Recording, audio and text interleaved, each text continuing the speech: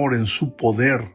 Cuando miramos a nuestra vuelta vemos solamente circunstancias horribles. Pero mira, las circunstancias horribles son las cosas que vemos cuando quitamos los ojos de Dios.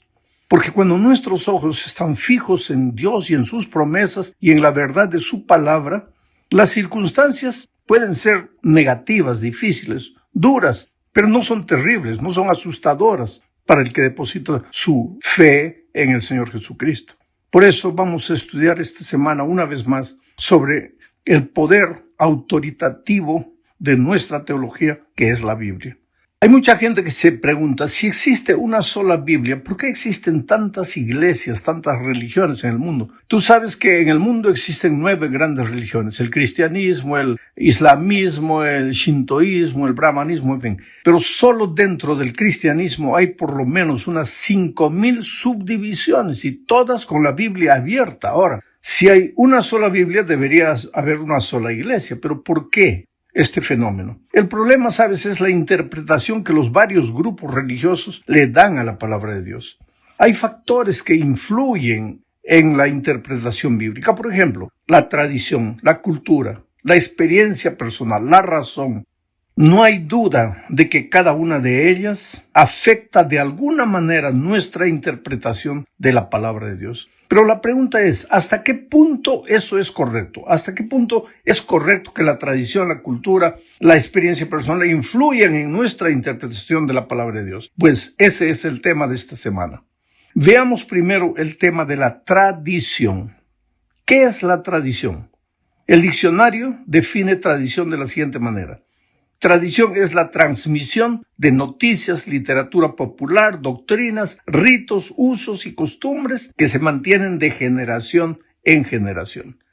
En realidad, la tradición está formada por las pautas silenciosas de convivencia que una comunidad considera dignas de guardar y mantenerse de generación en generación. De este modo, esas pautas silenciosas se constituyen en parte integral de los usos y las costumbres de esa comunidad, para que sean aprendidas por las nuevas generaciones como un legado cultural. O sea, tradición, en unas palabras simples, es todo lo que nuestros padres, abuelos, bisabuelos hicieron y que nosotros continuamos haciendo porque ese legado fue pasado del bisabuelo al abuelo, al papá y llegó hasta nosotros. Ahora, la tradición, mira, mi amigo querido, la tradición en sí no es mala. Nos puede ayudar a mantenernos conectados a nuestras raíces y es bueno que lo estemos, porque cuando tú te olvidas de tus raíces, de cierta manera pierdes tu identidad.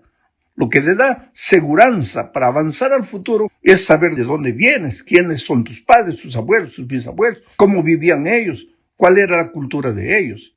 Y es justamente por causa de eso que la tradición pues juega un papel importante en la vida religiosa de una comunidad y de los miembros de esa comunidad. Sin embargo, la tradición involucra también algunos peligros. Veamos, por ejemplo, el problema de una tradición buena que los judíos tenían, que con el tiempo se volvió un peligro para la vida espiritual de ellos mismos. Marcos 7, 3 y 4 dice: porque los fariseos y todos los judíos, aferrándose a la tradición de los ancianos, si muchas veces no se lavan las manos, no comen. Y volviendo a la plaza, si no se lavan, no comen. Y otras muchas cosas hay que tomaron para guardar, como los lavamientos de los vasos de beber y de los jarros y de los utensilios de metal y de los lechos. Ahora yo te pregunto a ti, mi amigo, ¿estaba errada esta tradición de los judíos? Completamente no, claro que no. Hoy, en tiempos del coronavirus, ¿tú crees que los judíos estaban equivocados? Claro que no. Ellos no comían si no se lavaban las manos. Ahora, el problema fue que con el tiempo esa buena costumbre de lavarse las manos antes de comer, esa buena costumbre que había pasado de una generación a otra, se empezó a volver una especie de regla de fe y de valor espiritual. El judío, en aquellos tiempos, podía estar mal espiritualmente, viviendo en pecado escondido. Pero si se lavaba las manos en público antes de comer, ya se sentía un buen cumplidor de la tradición y por tanto con derecho al reino de los cielos. Por eso, en cierta ocasión, cuando los discípulos no se lavaron las manos antes de comer, los judíos le preguntaron a Jesús, ¿por qué tus discípulos no se lavan las manos? Entonces Jesús respondió lo que está en Marcos 7, 6 y 7. Respondiendo él les dijo, hipócritas, bien profetizó de vosotros Isaías, como está escrito, este pueblo de labios me honra, mas su corazón está lejos de mí, pues en vano me honran, enseñando como doctrinas mandamientos de hombres. ¿Tú te das cuenta? Esa buena costumbre de lavarse las manos antes de comer, para los judíos se había vuelto una especie de requisito de salvación. Ahora, no hay nada de malo en lavarse las manos, hay que hacerlo. Es higiénico, es por tu salud, pero de ahí a pensar que si no te lavas las manos te vas a perder y no tienes derecho a la salvación, hay kilómetros y kilómetros de distancia. El problema en la tradición en los tiempos de los judíos fue que tomaron las costumbres buenas y las hicieron regla de fe. Y este es el peligro que puede suceder con nosotros hoy. Ahora, lo más triste de todo es que la tradición tiende a aumentar con el tiempo, va acumulando cada vez más detalles a los aspectos que originalmente formaban una costumbre original. De generación en generación van aumentando detalles y entonces van deformando la buena tradición. Estas tradiciones humanas en los tiempos de Cristo, aunque eran promovidas por los ancianos respetados, es decir, por los líderes religiosos de la comunidad judía, no eran ni podían ser iguales a los mandamientos de Dios. Pero esas tradiciones humanas de los judíos, a la larga, llegaron a un punto en el que, como dijo Jesús, invalidaron la palabra de Dios. Ahora viene una pregunta interesante. ¿Cómo distinguimos nosotros entre la palabra de Dios y la tradición humana? ¿Por qué es tan importante que hagamos esta distinción? Bueno, la tradición generalmente es la suma de buenas costumbres del pasado que nuestros abuelos, bisabuelos hicieron, practicaron, que fueron pasando de una generación para otra. Involucraban amor, cariño por nuestras raíces. Pero esas costumbres no están basadas en la palabra de Dios, sino en las costumbres de los antepasados. Nuestra fidelidad, querido, no tiene que estar limitada a lo que hicieron nuestros abuelos y bisabuelos. Necesitamos ser leales al Dios vivo que ha revelado su palabra o su voluntad en la palabra escrita. Por lo tanto, la Biblia ejerce una autoridad que reemplaza a todas las tradiciones humanas. La Biblia está por encima y por sobre todas las tradiciones, incluso por encima de las tradiciones buenas. Hay que buscar, ¿tiene esta tradición origen en la palabra de Dios? ¿En qué parte de la palabra de Dios está basada esta buena costumbre que nuestros antepasados hacían? Te voy a hacer un ejemplo. Un día yo llegué a una iglesia, había un púlpito gigantesco, ¿sabe? Para mí gigantesco, ¿no? Un púlpito donde desde ese púlpito un hombre de 1,90 m, 2 metros podría predicar tranquilamente, porque el púlpito a él le daría un poquito arriba del ombligo. Pero a mí me cubría ese púlpito porque yo tengo solamente 1,63 m. Entonces, ¿qué pasa? Yo pedí por favor que retirasen ese púlpito y colocasen otro. Y los hermanos ancianos de la iglesia, con todo cariño, con todo respeto, me dijeron, pastor, no podemos mover ese púlpito porque los pastores pioneros predicaban desde ese púlpito. Y lógicamente, los pastores pioneros eran americanos que medían 1,90 m, 2 metros. Entonces, para ellos estaba perfecto el púlpito. Pero yo soy, un peruano que mide 1,63 m. Para mí ya no estaba bien el púlpito, pero estos hermanos creían, y mira, la buena costumbre del tiempo pasado se había hecho una especie de regla de fe. Hoy día no importaba cuánto tú midieses, tenías que colocarte atrás de un púlpito gigantesco. Quiere decir, si tocabas eso era pecado, era un atentado contra nuestra historia, contra nuestros pioneros, contra lo que nuestros padres nos enseñaron. Ahí está el ejemplo. Ahora, ¿en qué parte de la Biblia dice que el púlpito debe ser de un determinado tamaño? Entonces, una buena costumbre para un tiempo se comenzó a hacer regla de fe para ese tiempo sin tener base en la palabra de Dios. Ese es el asunto que tenemos que tener en cuenta. Ahora hablemos de la experiencia. Este es el segundo punto de nuestra lección. El Evangelio no puede ser solo teoría. La doctrina que nos sale del papel no tiene mucho sentido. La teoría del Evangelio solo es poder cuando el verbo se hace carne, o sea, cuando la teoría se hace experiencia.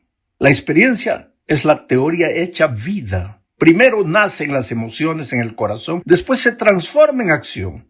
El cristianismo tiene que ser sentido, gustado, probado y después vivido.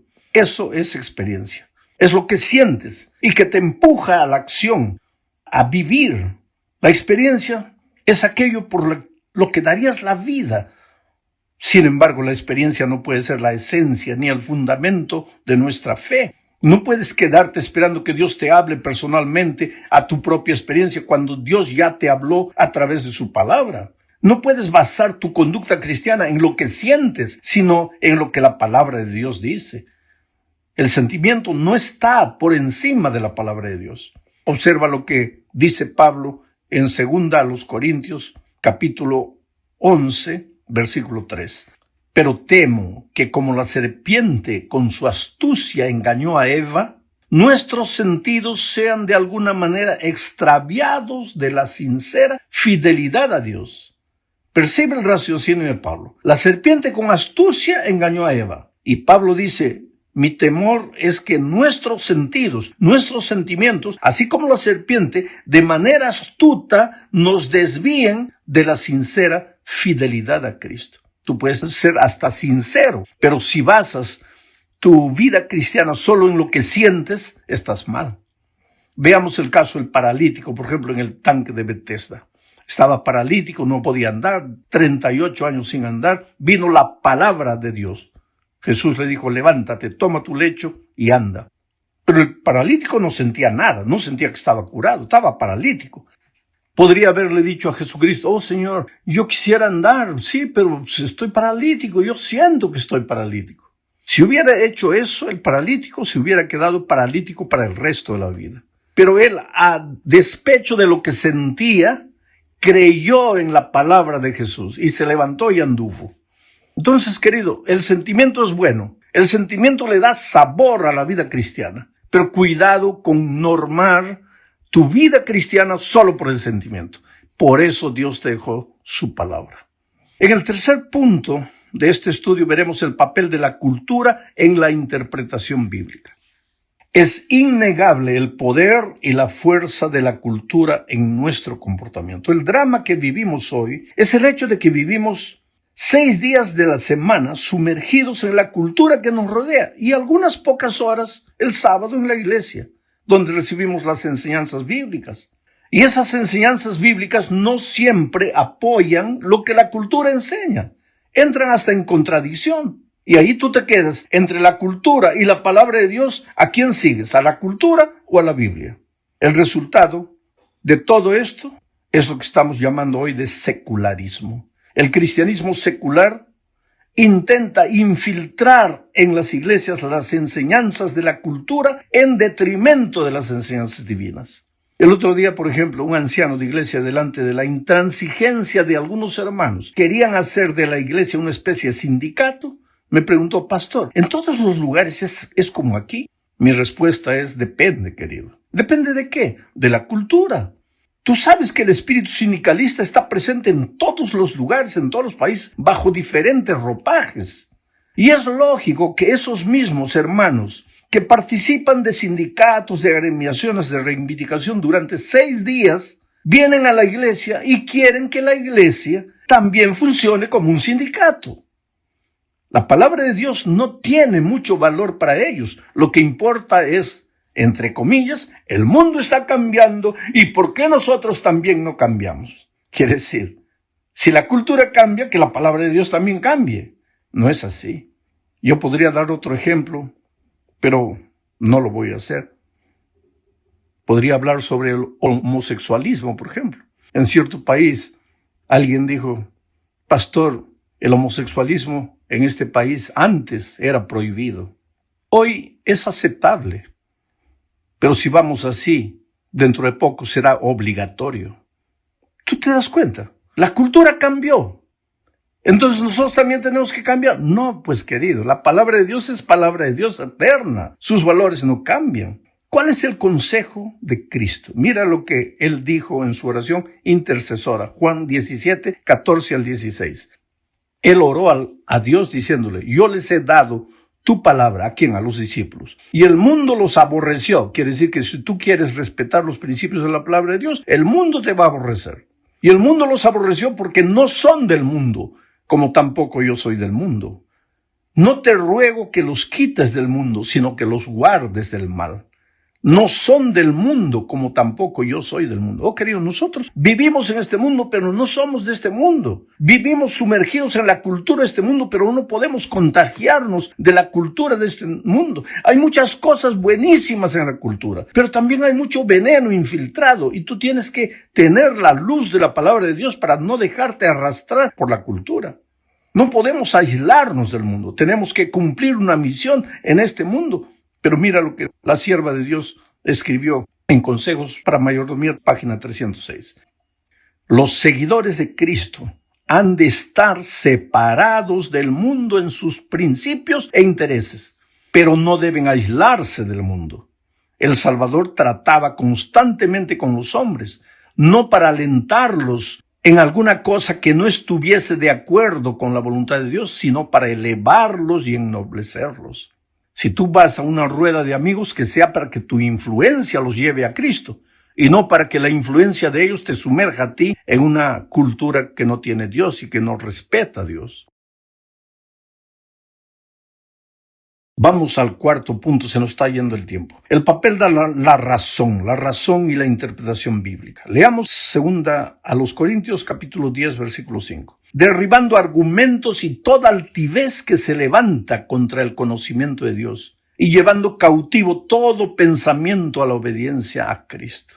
Pablo aquí enfatiza la razón, el pensamiento. Dios nos ha dado la capacidad de pensar, querido, nos ha dado la capacidad de razonar. Cada actividad humana, cada argumento teológico supone nuestra capacidad de pensar y sacar conclusiones. Nosotros no respaldamos como iglesia una fe irracional. Sin embargo, a partir de la Revolución Francesa, la humanidad cambió. La razón humana asumió un papel nuevo y dominante en la humanidad. En la Francia del siglo XVIII, un grupo extremista propuso abolir el culto a Dios y sustituirlo por el culto a la razón. Se llegó a celebrar un culto a la razón en la Catedral de Notre Dame, en París, en la cual una hermosa actriz desempeñó el papel de la diosa razón. La historia nos cuenta también que Francia desató una guerra terrible con el fin de destruir al pueblo de Dios y a su palabra. En 1793, la Asamblea Revolucionaria promulgó una ley prohibiendo la lectura de la Biblia y se dio la orden de que se llevaran a la plaza pública todos los ejemplares de la Biblia, la palabra de Dios, para quemarlos como evidencia de que el gobierno no reconocía las Escrituras. Y eso está registrado en el Diario Oficial de noviembre de 1793, siglo XVII. Creo que anteriormente dijo 18, fue un error mío. Allí, en ese diario, se publicó lo siguiente, lo voy a leer a la palabra. La Sociedad Popular de la sección del museo da a conocer que los ciudadanos de esta sección, está hablando de París, han dado buena cuenta de todos los libros de la superstición y la mentira. El Antiguo y el Nuevo Testamento han expiado en una gran hoguera las insensateces que indujeron a cometer a la especie humana. Mira el atrevimiento, la razón contra la palabra de Dios. Observa que por un lado, como vimos en el punto anterior, hay gente que basa su experiencia espiritual en el sentimiento. Pero ahora vamos a ver que en el siglo XVII comenzó otra historia. Ahora, basar la fe en la razón. Es decir, basar lo que crees en la razón. Gente que basa su experiencia espiritual únicamente en la razón. Esta manera de ver las cosas, llamada racionalismo, es la idea de que la verdad no es sensorial, sino intelectual. y deriva de la razón. En otras palabras, existen ciertas verdades y solo nuestra razón puede captarlas. Esto hace que la razón humana sea la prueba y el criterio para la verdad. La razón se convirtió en la nueva autoridad ante la cual todo lo demás debe inclinarse, incluyendo la autoridad de la Iglesia y, lo que es más grave, la autoridad de la palabra de Dios. En el siglo pasado hubo un teólogo llamado Rudolf Bultmann. Él falleció en 1976. Él fue autor de la famosa teoría denominada la desmitologización de la Biblia. ¿Qué quiere decir eso? Él decía, si vamos a evangelizar en esta cultura del raciocinio a las personas, tenemos que sacar de la Biblia todo lo que va contra la razón, todo lo que parece mito, todo lo que parece historia para niños, los milagros, que Moisés abrió el mar rojo, que Jesús anduvo por encima del agua. No, hay que sacar eso, porque con eso, ¿cómo vamos a evangelizar a gente que es culta, que es intelectual, que raciocina? Y mira que este era un teólogo. Ahora, queridos, si nosotros le sacamos a la Biblia todo lo que no entra en la razón, pues no te va a quedar nada. Porque la Biblia no es un libro solo para raciocinar. Es un libro para creer, para tener fe, para ejercitar la fe. No la fe en los hombres, no la fe en conceptos humanos, sino la fe en un Dios todopoderoso que nunca falla. Llegamos al fin de este estudio hablando de la autoridad de la Biblia. La Biblia es un libro absoluto porque es la palabra de un Dios absoluto. Ahora, esto ya viene contra la cultura relativista en la que vivimos, porque hoy día dice, no, la verdad es relativa, cada uno tiene su verdad.